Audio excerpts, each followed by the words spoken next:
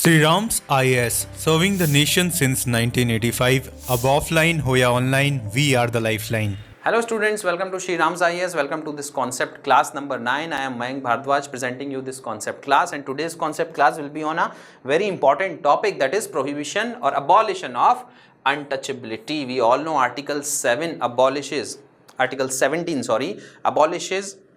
untouchability in India and punishes the practice of untouchability in any form. To understand untouchability, we have to see what is written in article number 17. Although let me tell you, the word untouchability is nowhere defined in the constitution, neither it is defined in the laws which are made to protect the scheduled castes and the scheduled tribes, such as the Scheduled Caste, Scheduled Tribe Atrocities Act of 1989. So we are going to see what is written in article number 17. Untouchability is abolished in India, okay, and the practice of untouchability in any form. Now you see, any form, this is very important for us to understand what does untouchability really means. Is forbidden. The enforcement of any disability arising out of untouchability shall be a punishable offense under law. Okay, so any form. So untouchability, in general words, what do we mean by untouchability is when a person does not touch another person because of the birth of that person in a particular caste. Let's say there is a person called A. He is born in a particular caste. So because of his birth and because of his caste, he is declared as untouchable. And that is a historical disability which is imposed on that particular caste and through his caste on that particular person. That simply means people who does not belong to that caste and consider that caste to be a downtrodden will not touch the person of that caste. Now, this is a very simple definition of untouchability, but there is a broader connotation of this word untouchability which we are going to see. Any kind of social ostracism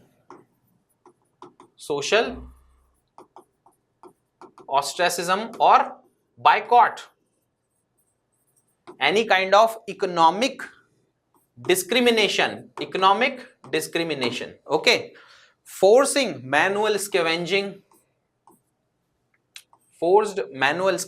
or for that matter forced labor, okay, all these things are covered under the definition of untouchability. Not defined anywhere, but over a period of time, if we see anything, and if it is practiced in any form because of the caste of a person, if they are socially boycotted, if they are economically discriminated, if they are forced to do some labor, and if they are forced to do derogatory labor such as manual scavenging, that are different forms of untouchability, and all of them are abolished. They are punishable offense. Somebody who preaches that, somebody who practices that, faces the law. One more thing is added in this: public access. There is where Article 15, clause number 2 kicks in. Okay, the public access to all the castes, creeds, religions in India are there. You know, the public access to any particular place cannot be stopped or cannot be limited on the basis of caste. That is what article number 15 say, which also in a way explains article number 17, which abolishes untouchability in India. That on the basis of caste, you cannot limit a section of people to approach to ghats, shops, restaurants and other places. Okay, so these are different facets of untouchability, and their practice and their preaching is punishable under law. So this untouchability and the debate around untouchability, the historical context is, Dr. B.R. Ambedkar, he also belonged to a caste which was considered as untouchable, but he rose himself because of his hard work, and we all know he was the chairman of the drafting committee, and under him the constitution was drafted. He was of the view that, along with Mahatma Gandhi's view of sort of eradicating this problem of untouchability from the minds of Indians through moral force or through social change, he wanted some constitutional safeguards. And there were many who agreed to it, and that is the reason why Article 17 was inserted in the constitution, which abolishes untouchability in India. So his role is paramount in making the country more equal in terms of social and economic parameters. Untouchability seen as a violation of human dignity, yeah, and that is the reason why constitutional rights, fundamental rights are breached when you practice untouchability, and that is the reason why it is abolished. You know, it is a direct threat to human dignity, which should not be permissible in a law-abiding country. Strong moral stance against caste-based discrimination was taken by Dr. Ambedkar and many more other people in the Constituent Assembly. Nobody actually opposed it in such a way. No, this constitutional safeguard which was there, nobody sort of opposed it. Okay, everybody was there for, they may have differences, but everybody wanted this disease to be eradicated from the country, India, at that point in time. And why not even today? No definition. So we have already seen that there is no definition given to untouchability, and that is the reason we have in one or the other way tried to see its scope, that social boycott or ostracism or economic discrimination or not limited access to public places or manual scavenging, these are different facets, different forms of untouchability which is abolished in India. So you cannot do any sort of economic discrimination on the basis of the caste of the person.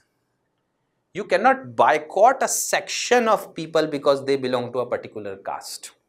You cannot stop the public access to a particular caste of people just because they were born in that particular caste. Okay, this is what is untouchability. And in any form, as we have seen, it is punishable. Preaching of it is punishable. Practice of it is punishable. Manual scavenging, forced labor, just because a person is belonging to a particular caste, is also prohibited in this country. Okay. So, what does Supreme Court says? The court says that untouchability covers all forms of caste-based discrimination. Caste-based discrimination. Now you can come up and say, let's say there's a person who is a upper caste Hindu, and he has been thrown out of his community. The people of upper caste Hindus belong this, consider this person as a person who should not be part of this particular upper caste, and a social boycott is brought against it. Can this be called as untouchability? So, this is a unique example, but no, this will not be called as untouchability, because if untouchability, you have to see in the historical context. The people who were historically discriminated on the basis of their birth, on the basis of their caste, that will be called as untouchability. Not just because one person is thrown out of the upper caste Hindus and he can go to the court and say, my Article 17 is breached because nobody is treating me equal and everybody is treating me as an untouchable. No, that's not untouchability as it was practiced historically in India. That is very important for us to understand. The historical context is very important. From many years, thousands of years, there were particular, varna of people. Then it became the caste. Varna system turned into caste system, and several castes were regarded as lower castes, downtrodden, untouchables. Gandhiji named them Harijans. But this practice of untouchability was ingrained in the Indian mind so deeply that some constitutional safeguard was needed to remove this practice from this particular territory of India. So Supreme Court has also said that it is not limited to physical contact. Okay, not limited to physical contact, and includes social and economic discrimination. Social and economic discrimination of a particular section of people because they were born in a particular caste. That is what is untouchability. And when you say they were born in a particular caste, that caste is historically discriminated. अभी अभी कोई नए cast को अगर आप बोल दो which was not historically discriminated, but आप बोल दो कि हाँ भाई इनको आज से डिस्क्रिमिनेट करेंगे ना, that will not be considered as untouchability. So the historical context is very important here. So what constitutes untouchability? We will see what constitutes untouchability and we will see what does not constitute untouchability. Denial of access to public places based on caste. अगर आप किसी person को बोलो कि भाई तू इस घाट पर आके नहा नहीं सकता, अभी कुंभ हुआ, गंगा के घाट पे बहुत से लोग नहा रहे थे, सब नहा रहे थे, सारे कास्ट के लोग, ठीक है. अगर if you make a state makes a policy or even a private person stops some person to go and take bath on that ghat just because of his caste or birth of that person in that particular caste, that is untouchability. And that caste has to be historically untouchable. They had to be discriminated historically. So again here historical context is very important. Sorry. Social ostracism linked to traditional caste practices. Traditional caste practices, again historical context is important. कोई नई cast को अगर आपने बोल दिया which were not historically discriminated, but अगर उनको बोल के अगर आप बोलें कहें कि they will be untouchables from today, they will not be untouchables, means they will not come under the scope of article number 17, because article 17 has to do very specifically with the historical context, that historically those castes which were discriminated, they shall not be discriminated in modern India. Okay, there shall not be any kind of disability based on that caste system. I hope I'm repeating this thing so that you can understand the concept deeply. Refusal to serve certain castes in public establishments. For example, there is an institution which is declared as a state. Okay, other bodies we have read in one of the video. What is state? Article number 12 we have discussed. If you see, we have discussed several important concepts in this concepts classes in the previous classes, and you will see that state is also being discussed. And if this particular institution which has been declared as a state, if it discriminates anybody on the basis of caste, that is prohibited, that is abolished in India. State includes parliament, state includes executive of the state, of the center. Nobody can make any policy or execute a plan in such a way that they discriminate on the basis of caste. They can't do it. Especially they cannot be anti-lower castes. That is not permissible. Special provisions are also there for scheduled castes, for scheduled tribe, for socially and economically weaker sections for their upliftment. That is also needed, and it is the facet of equality.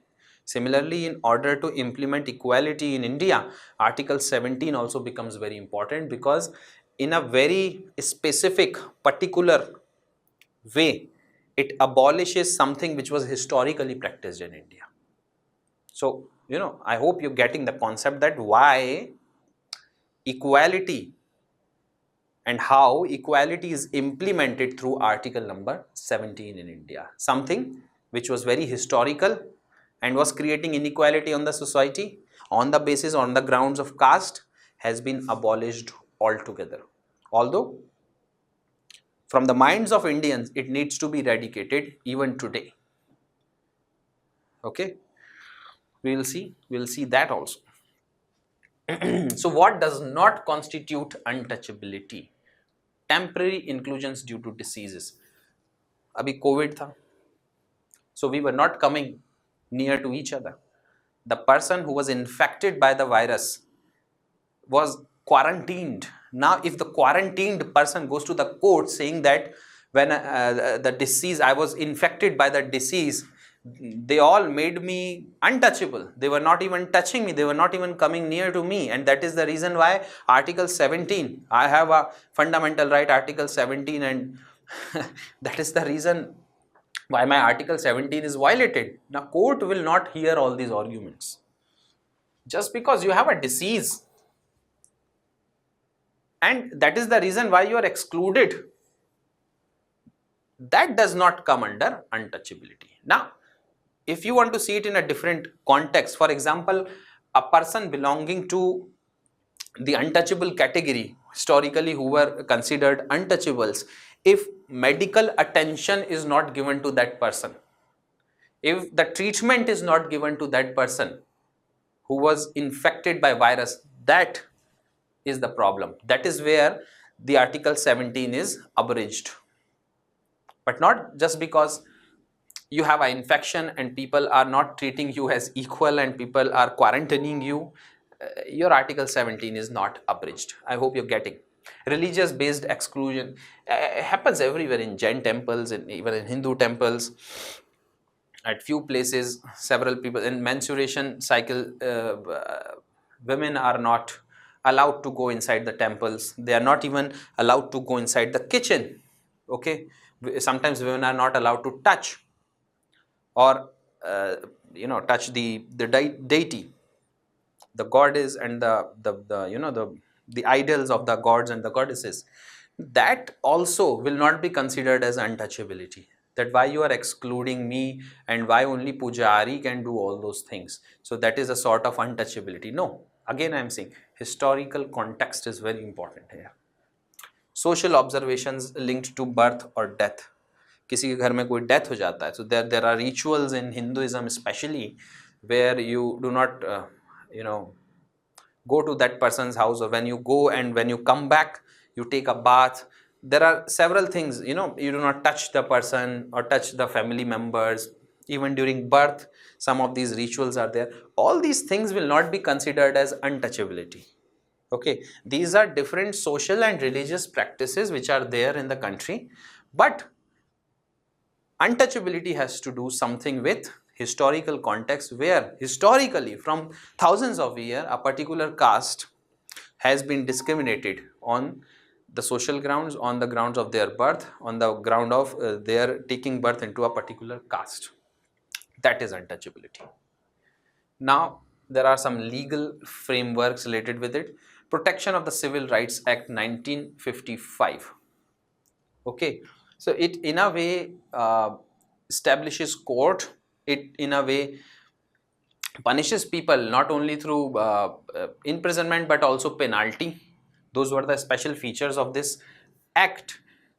Imprisonment and fines were imposed. Those who are preaching it and practicing it in any form were punished. That was a very important act to abolish untouchability. Then again in 1989, another act, Scheduled Caste and Scheduled Tribe Prevention of Atrocities Act came. It included these two, punish the preaching and the practicing and imprisonment of fines. Additionally, it has established special courts for speedy trial. This is a new feature which was added in this particular 1989 act. Along with it, it has defined the specific offences. Specific offences were specified in this. That simply means if you force somebody to do manual scavenging based on their caste. बातें यहाँ तक भी आ गई थी कि forcing somebody to drink urine because they belong to a lower caste. Now all these things very much specified in this particular act to do any derogatory thing which is against the human dignity, and that derogatory thing is based on the caste of the person, that is totally abolished in this country, and this act helps in implementing that sort of equality in the country. I hope you have understood. These are important for your prelims examination and your mains examinations as well. Protection of the Civil Rights Act and the Scheduled Caste and Scheduled Tribe Prevention of Atrocities Act 1989. We have done a video in the current affairs series where this particular act was in question when it comes to the anticipatory bail. Okay, I hope you see that video. That is very important video for you to understand. So key judicial pronouncement has happened based on article number 17 in state of Karnataka versus Appa Balu case. a denial to a person to access public water source was done. So Supreme Court has come up and said, see, all form of discrimination based on caste is not permitted and is punishable under law. You cannot stop or limit somebody to access public water sources just because they are born in a particular caste. So the definition of untouchability, although not defined anywhere, but it was slowly made because of the judgments of the Supreme Court and the interpretations done by the Supreme Court, that in all form untouchability is prohibited in the country. Similarly, there is another judgment of 1958 which pertains to temple entry cases, that simply means that people belonging to a particular caste were not allowed entry into the temples. That is also a public place, as similar to the water source. And here the the religious angle is also involved. That simply means a person belonging to the caste which is discriminated also has the right to worship. When he has the right to worship, if you see article number 25 gives you the right to practice, propagate and profess your religion. And if you are not allowing that person because of his caste to enter into a temple, you are infringing his article number 25 and above it article number 17. That is also not allowed, that is abolished. And these kind of cases which come up, they are punished under law. P. Sagar case, this was 1968 case in Andhra Pradesh, social boycott and economic discrimination. So there are many things which have come up in front of court which in one or the other way were defining inequality in India, which one or the other way defining untouchability in India. And untouchability in all its forms are abolished in the country. Preaching of it, professing of it, practicing of untouchability is a punishable offense in the country. Okay. So what are the challenges? Social boycott still happens. Manual scavenging, it persists. The higher caste people do not marry in the lower castes. This still persists despite of the constitutional safeguards given to it. So that is the reason why I was saying in the middle of the video that this practice of untouchability or the practice of social boycott, the practice of economic discrimination, or even the kitchen religion as you call it, that you don't allow few people to come into your kitchen, or you don't allow few people to sit down with you and eat with you just based on their castes. Until and unless those things are eradicated, or those things are removed from the minds of the country, true equality will be absent. So there are low conviction rate despite of the two acts which are seen, 1955 Act and 1989 Act. Despite of the provisions made to stop the atrocities, there is low conviction rate and delayed justice. Even in villages, if you see, there are atrocities happening against the lower caste people, and they, because of the social pressure and the threats which are made to them, are unable to approach the court, or unable to approach the law for justice. It's still happening today. Lack of awareness and economic empowerment. There are few people, even in if you see, midday meal was a very important nutritional scheme of the government, but the children of the higher caste won't sit with the children of the lower caste. In villages, if you go, midday meal scheme, the lower caste children are sitting and eating, but the higher caste children are not joining them. It still persists. So constitutional safeguard is there for your examination. What is important is to understand that untouchability is not defined in the constitution, but article 17 abolishes untouchability in any form, and its practice and its preaching is punishable under law. So thank you very much for joining me in this video, and I hope we'll come up with another important video in the next class to make your success paramount. Thank you very much, and Jai Hind.